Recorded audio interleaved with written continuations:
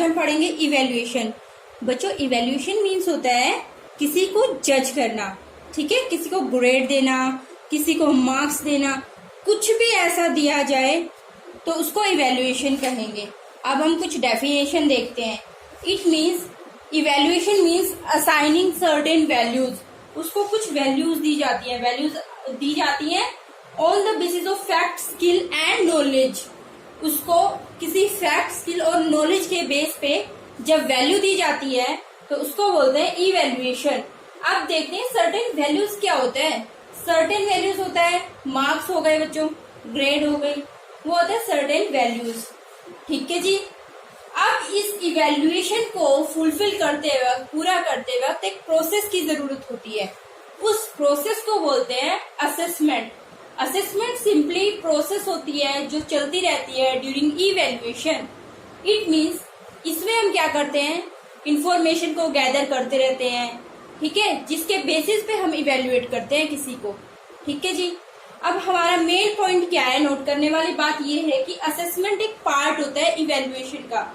Assessment क्या है, process है इवेल्युएशन की। इवेल्युएशन मेन हो गया इसका मतलब। सेकंड डेफिनेशन इसकी देखते हैं, it making judgement on the basis of criteria और एविडेंस। ये जजमेंट करता है किसी क्राइटेरिया के बेस पे या किसी एविडेंस के बेस पे। अब देखो, पूरी बात का कंक्लूजन ये है बच्चों कि इवेल्युएशन होता है जब हम किसी को जज करते हैं। अब जज करने के लिए भी तो उसको पहले देखना पड़ेगा। जब हम उसको देखते हैं तो उसको असेसमेंट बोलते हैं, और लास्ट में देखने के बाद ओवरऑल जज करते हैं, उसको इवेल्युएशन बोलते हैं। फॉर एग्जाम्पल, हम एक बच्चे का एग्जाम्पल लेते हैं तो उसमें हम कह सकते हैं जब हम बच्चे के टेस्ट कराते हैं, टेस्ट होते हैं, यूनिट टेस्ट होते हैं, टर्म एग्जाम होते हैं, उसको बोलते हैं असेसमेंट। और जब उसके फाइनल मार्क्स आते हैं बच्चों, दैट इज कॉल्ड इवेल्युएशन, ठीक है। असेसमेंट में हम चेंजेस कर सकते हैं बिकॉज वो एक ऑन गोइंग प्रोसेस है, वो प्रोसेस कंटिन्यू चलती रहती है। इवेल्युएशन क्या होती है, इवेल्युएशन एक फाइनल प्रोसेस होती है बच्चों, ठीक है।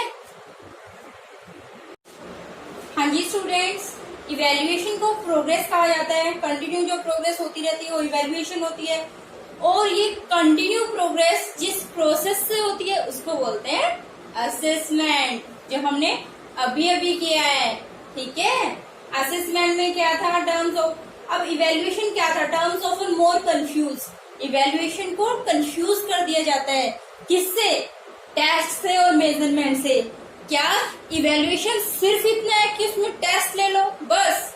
No, evaluation is more comprehensive. बच्चों, कॉम्प्रिहेंसिव मतलब होता है ओवरऑल, मीन्स सिर्फ टेस्ट और ग्रेड के बेसिस पे ही इवेल्युएट नहीं किया जाता।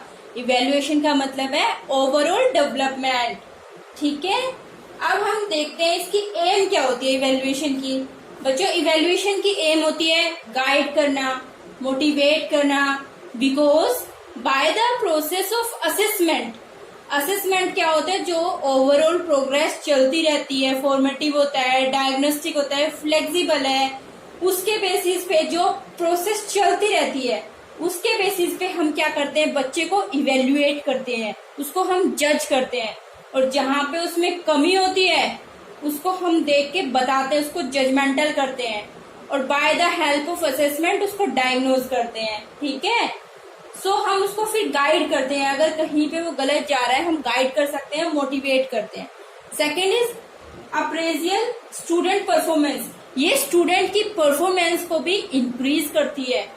कैसे इंक्रीज करती है? नाउ द क्वेश्चन इज कैसे इंक्रीज करती है?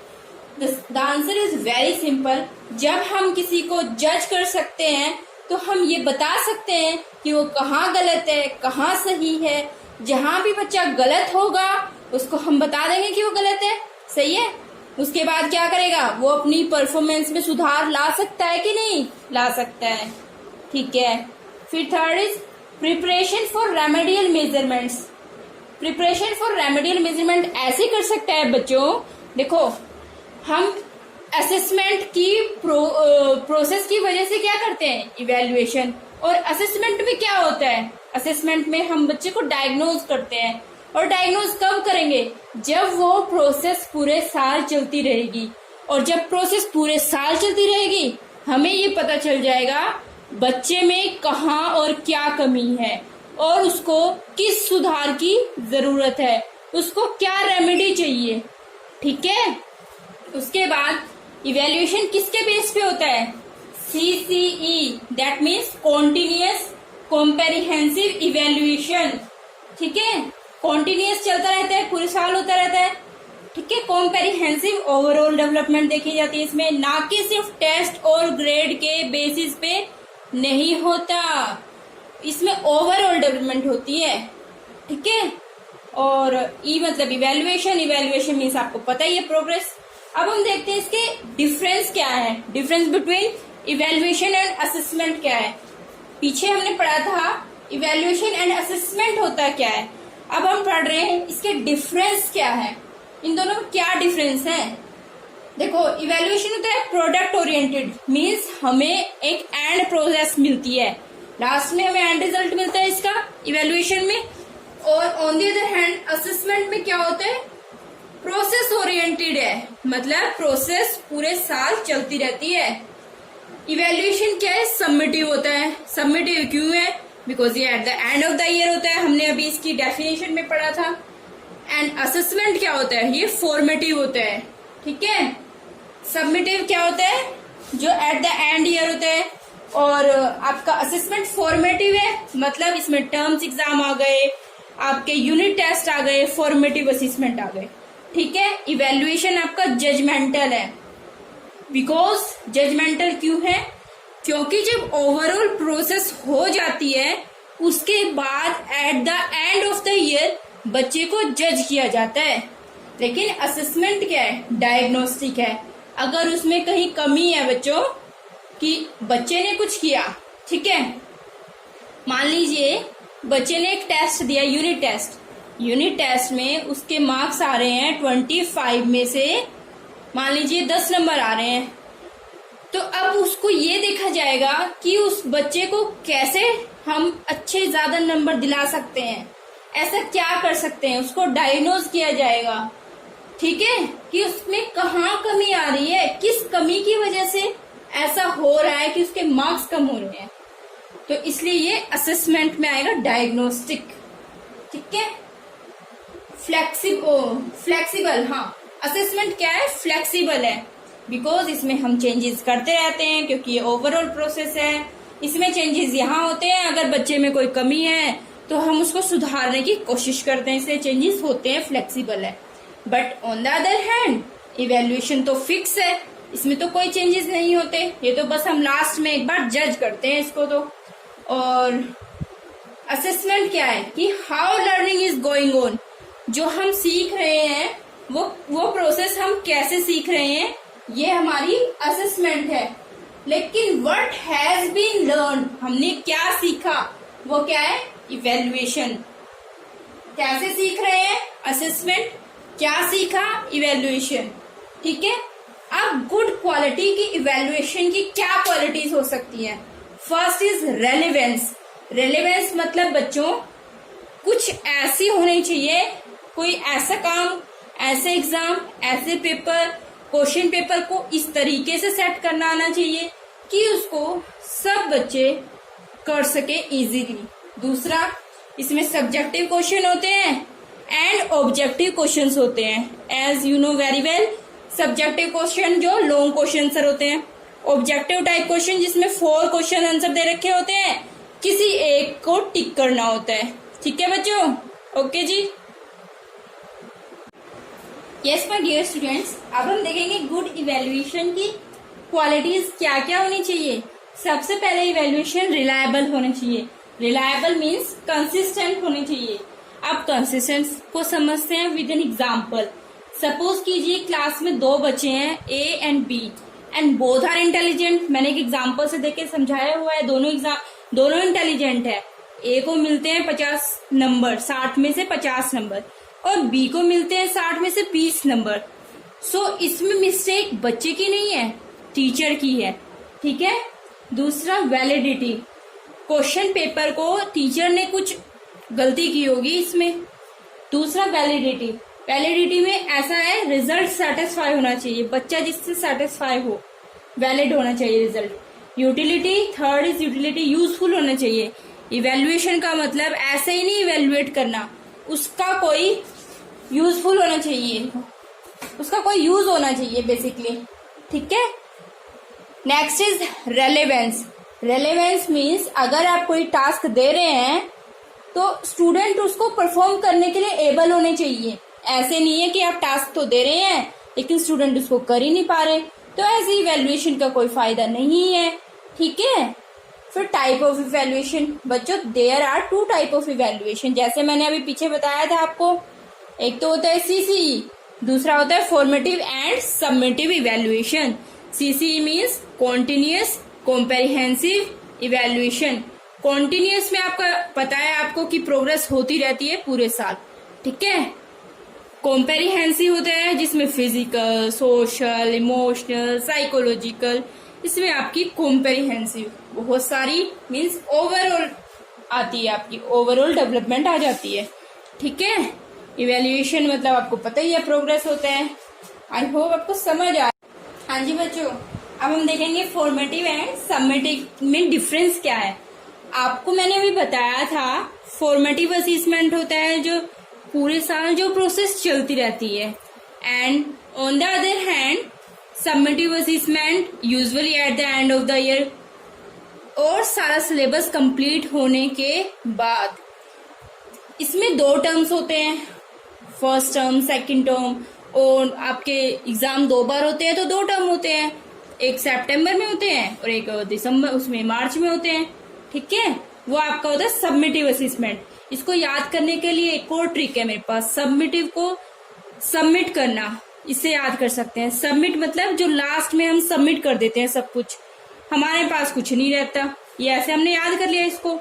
फॉर्मेटिव में क्या होता है, ये हमारा एक फॉर्मेट है जो हमारा चलता रहता है। इसमें क्या होता है, अगर बच्चे में कोई इम्प्रूव करना हो, डिफिकल्टी आ रही है उसको सीखने में, तो हम उसको इम्प्रूव कर सकते हैं, बिकॉज ये तो इम्प्रूव लर्निंग प्रोसेस है।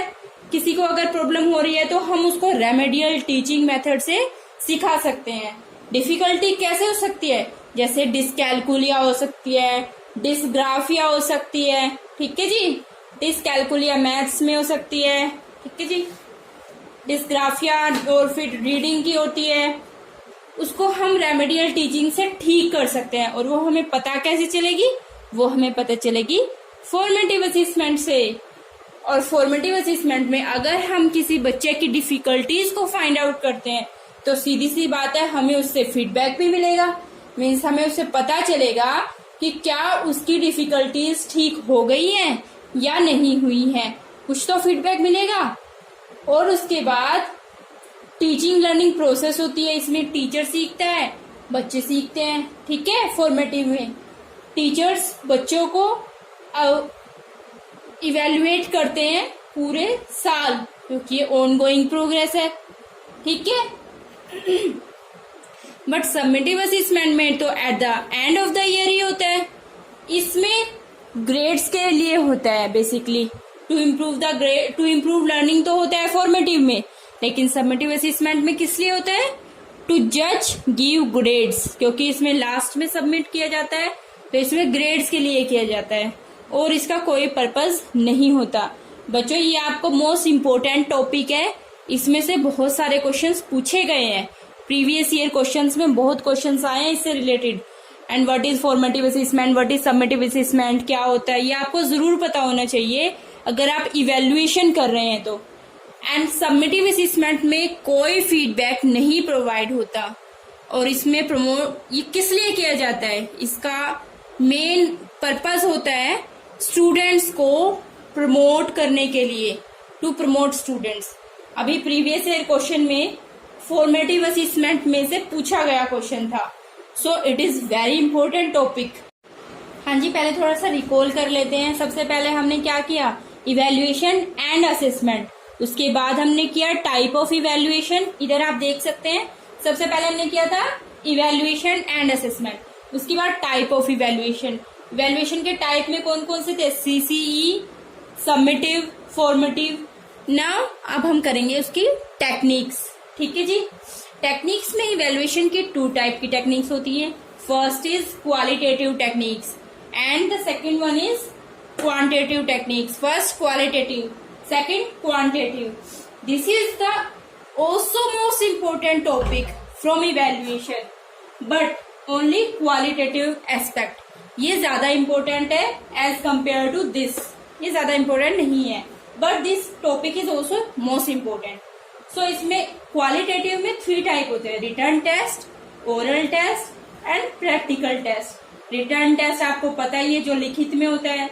ओरल टेस्ट जो टीचर बोल के आपसे सुनती है, उसमें कोई पेपर पेन नहीं होता। प्रैक्टिकल आपको पता है, जो लैब में किए जाते हैं, साइंस लैब में। ठीक है, वो सब क्या होता है, प्रैक्टिकल टेस्ट। सो क्वांटिटेटिव में बेसिकली 3 टाइप के टेस्ट होते हैं आपके, written test, oral test, practical test. Written test में शॉर्ट क्वेश्चंस, ऐसे टाइप एंड ऑब्जेक्टिव्स। ऑब्जेक्टिव्स में भी 2 टाइप, सिंपल भी हो सकते हैं एंड फिलअप टाइप भी हो सकते हैं।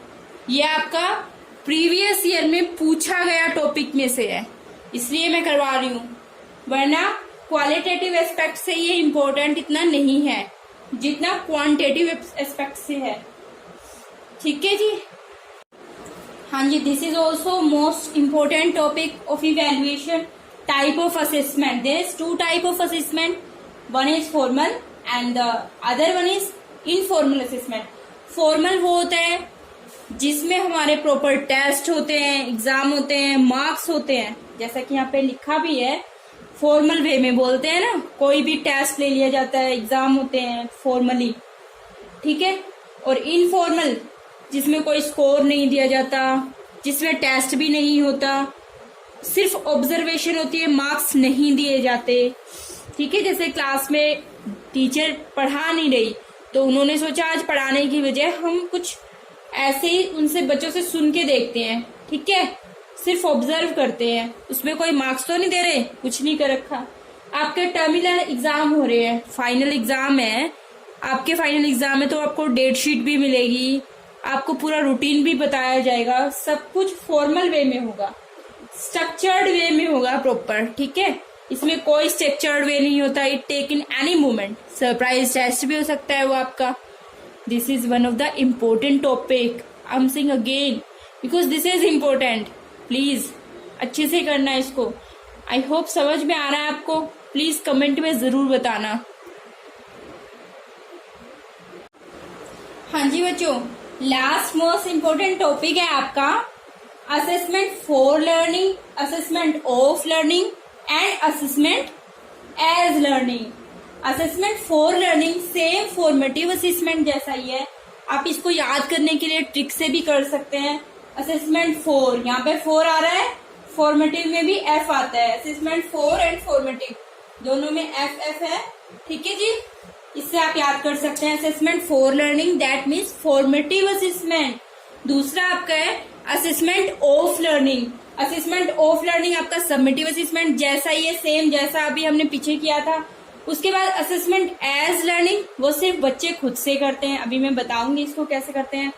फॉर्मेटिव असेसमेंट में बच्चों देखो दोनों होते हैं, टीचर भी होता है, स्टूडेंट भी होता है, जैसे हमने पीछे पढ़ा था अभी।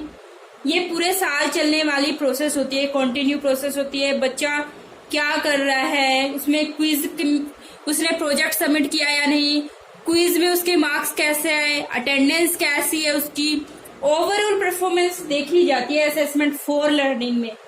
इसमें एम होता है इसको इम्प्रूव करना, उसकी लर्निंग को इम्प्रूव करना, उसको इम्प्रूव करना नहीं, उसकी लर्निंग को इम्प्रूव करना उसका मेन एम होता है असेसमेंट फॉर लर्निंग का। लेकिन असेसमेंट ऑफ लर्निंग का क्या होता है, सेम एज सबमिटिव असेसमेंट जैसा होता है ये। इसमें सिर्फ टीचर का रोल होता है, सिर्फ 2 टाइम एग्जाम होते हैं। इसकी तरह नहीं, ये तो पूरे साल चलने वाली प्रोसेस होती है, इसमें सिर्फ 2 टाइम। इसमें फीडबैक होता है, सबमिटिव में फीडबैक नहीं होता, फॉर्मेटिव में फीडबैक होता है। ठीक है जी। सबमिटिव में प्रमोट कर देते हैं डायरेक्ट स्टूडेंट्स को। डायरेक्ट प्रमोट करने का मतलब ये नहीं कि उनको बिना एग्जाम दिए प्रमोट करेंगे, इसका मतलब ये है कि इसमें पूरे साल प्रोसेस नहीं चलती, 2 बार एग्जाम दिए देन प्रमोट कर देते हैं। ठीक है जी। अगर आप, ये बहुत इंपॉर्टेंट टॉपिक है बच्चों, अगर आपको कहीं भी दिख जाए क्विज, प्रोजेक्ट, ये सब लिखा हुआ दिख जाए तो इट मीन्स वो है असेसमेंट फॉर लर्निंग का टॉपिक। अगर आपको कहीं भी लिखा दिख जाए मार्क्स, ग्रेड, कहीं भी ऐसे शब्द हो, कहीं ऐसे वर्ड्स लिखे हो, तो वो किसका है? Assessment of learning, that means submissive assessment का। ठीक है जी। अब बात आती है असेसमेंट एज लर्निंग की। इसमें बच्चा खुद से सीखता है। देखो फॉर एग्जाम्पल बच्चे का टेस्ट लिया, ठीक है जी, हमने उसका टेस्ट लिया, टेस्ट में उसके आ गए 20 मार्क्स आउट ऑफ 50 मार्क्स। अब बच्चा देखेगा कि उसने कहाँ गलती की है। हम देखते हैं, यूजुअली ऐसा करते भी हैं, ठीक है जी, करते हैं ना हम, ऐसा बिल्कुल करते हैं। अगर हमारे मार्क्स कम आते, मैं तो देखती हूँ कि कहाँ क्या गलती हुई है। आई नो आप भी देखते हो। तो उसमें जब हम खुद देखते हैं तो वो होता है असेसमेंट एज लर्निंग, जिसमें हम सेल्फ असेसमेंट करते हैं। उसमें स्टूडेंट खुद को मॉनिटर करता है अपनी खुद की लर्निंग को।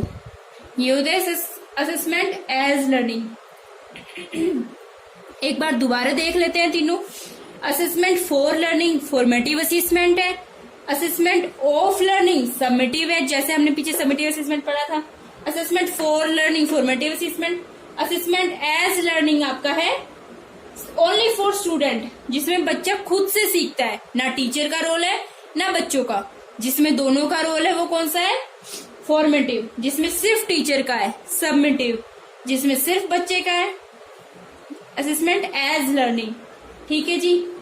अगर आप बात करते हैं फाइनल टर्म एग्जाम की, बात करते हैं कोई फीडबैक नहीं है, उसको नेक्स्ट क्लास में प्रमोट किया गया, जहां जहां पे भी ऐसे वर्ड आए एग्जाम में, तो वो कौन सा होगा बच्चों? Assessment of learning. अगर बात करें हम कि क्विज लिया, मान लीजिए क्वेश्चन आता है आपका क्लास में, टीचर ने बच्चों से क्वेश्चन पूछ लिए, ठीक है, इनफॉर्मल में उनसे क्विज लिया, तो ये किस टाइप का असेसमेंट है? Assessment of learning, for learning, as learning. Obviously it is assessment for learning, because quiz and projects तो फीडबैक होता है, उसमें तो फीडबैक ओवरऑल प्रोसेस चलने वाली होती है। सिर्फ जहां पे टर्म एग्जाम आएंगे वहां क्या आएगा? Assessment of learning. I hope आपको वीडियो पसंद आई है। Please do like, comment, subscribe. Thank you so much. Have a nice day. करे कोशिश अगर इंसान तो क्या नहीं कर सकता, वो उठकर चल के तो देखें जिन्हें रास्ता नहीं मिलता। भले ही धूप हो, कांटे हो, पर चलना ही पड़ता है। घर बैठे प्यासे को कभी दरिया नहीं मिलता। कायर है वो लोग जो कहते हैं लड़खड़ाकर, हम तो आकाश छू लेते, पर कभी मौका नहीं मिलता, पर कभी मौका नहीं मिलता।